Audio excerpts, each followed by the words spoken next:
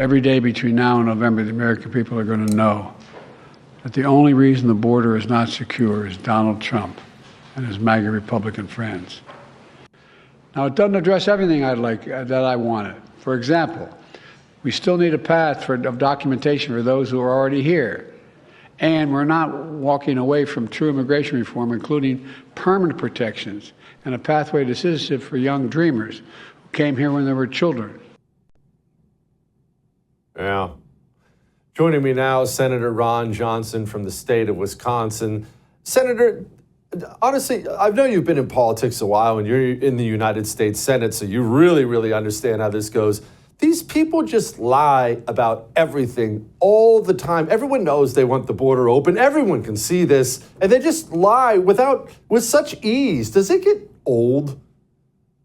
Well, the problem is these people include most people in the mainstream press who are advocates for their radical left positions, for their open border positions. So it's not a level playing field. It's not a fair fight. But no, it is enormously frustrating. And then it's even more enormously frustrating when you have somebody like Leader McConnell who is willing to play right into their hands.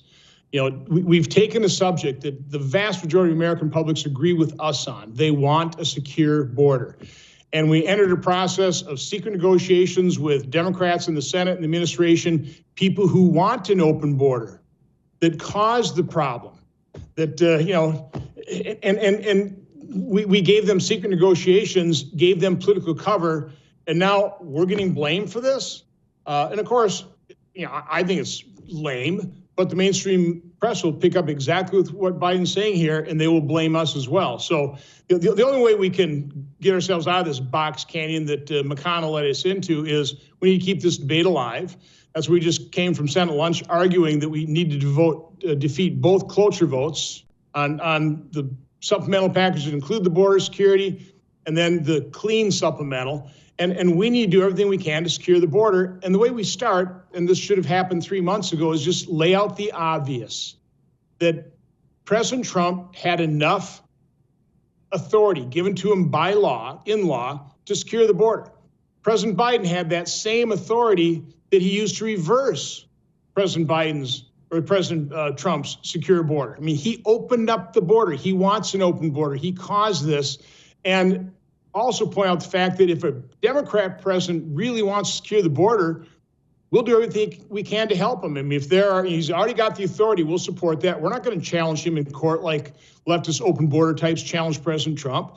If somebody does successfully challenge him, we're happy to write the legislation to override that wrongful court decision. So again, it's not a fair fight. A Democrat president could easily secure the border. It was more challenging for Trump, but he still did it under existing law. We didn't need this Rube Goldberg piece of legislation that codified a lot of President Biden's open border policies, normalized thousands of illegal immigrants a year, spent billions to stand up enough Customs Border Patrol agents to handle thousands of people a day, funded sanctuary cities, which is just going to be a more effective draw for more illegal immigration. Again, this bill was so awful. That's the reason it went down in flames in under 24 hours. But yet you've got Leader McConnell saying, it was a great bill. The only reason it didn't pass is because of President Trump and these, he's basically, he's using Democrat talking points, and it's infuriating. Senator, are there moderate Democrats when it comes to illegal immigration? I understand that nobody can come out and be a moderate Democrat when it comes to illegal immigration publicly now. I understand that. They all have to be a bunch of open borders, nut jobs in front of the camera. But and I'm not asking you to name names. Tell me there's one or two Democrats when the cameras are off who say, hey, Senator, man, this is crazy letting all these people in. Please tell me there's one. Well, not necessarily when the cameras are off. I mean, that's a given. When they're up for re-election. Yeah.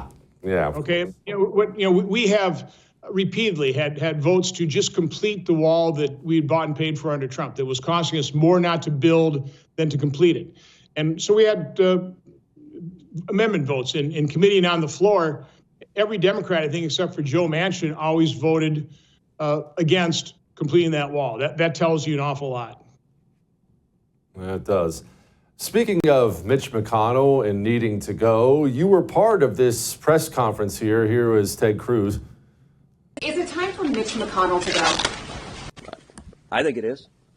Look, everyone here also supported a leadership challenge to Mitch McConnell in November. Senator, that's quite a thing. What happened to Mitch McConnell's power? Because he's had a lot of it for a very long time. You being willing to put your name, face on it, Senator Cruz, others. That's quite a sea change. What happened? Well, I would say there's a growing number of colleagues that are getting a little tired of Mitch's strategy, always trying to find 9 or 10 of us to join with Democrats to pass the Democrat priorities. I mean, he's very skilled at doing that. What he's failed to do is unify Republicans and divide the Democrats to enact good policy for the American public. During his leadership, he became leader, I think, in 2007 when the debt was below $10 trillion. Now it's approaching $35 trillion, and there's been one constant during all those years. One individual who's been in every debt ceiling negotiation, budget negotiation, appropriations negotiation. That's Mitch McConnell. That's not a record of effective center-right leadership. That's an example of total and abject failure when it comes to fiscal conservatism. Okay, assuming he's on his last legs as leading the Senate GOP, I have a great deal of concern over which loser would replace him, because that's generally who ends up in leadership. I'm not going to name names, not going to put you in an awkward spot. Is there a chance we get a good one, that we really need a good one? Why isn't Ron Johnson going to be the leader of the GOP in the Senate?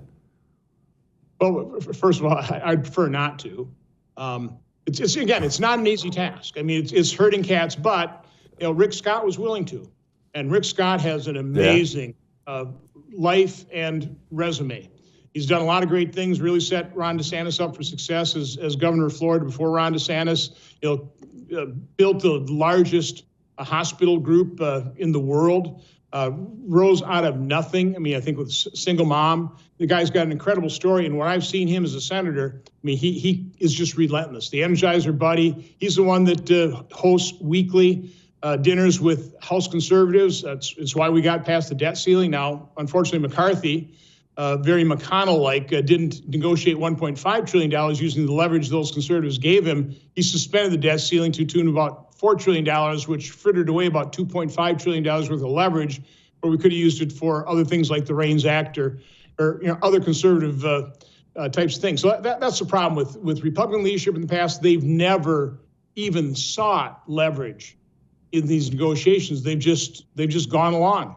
And like I said, in Leader McConnell's case, he's just been expert at getting just enough Republicans afraid of a shutdown or whatever, happy to spend money, earmark, to join with Democrats to pass their priorities. And again, I've been sick of it for quite some time.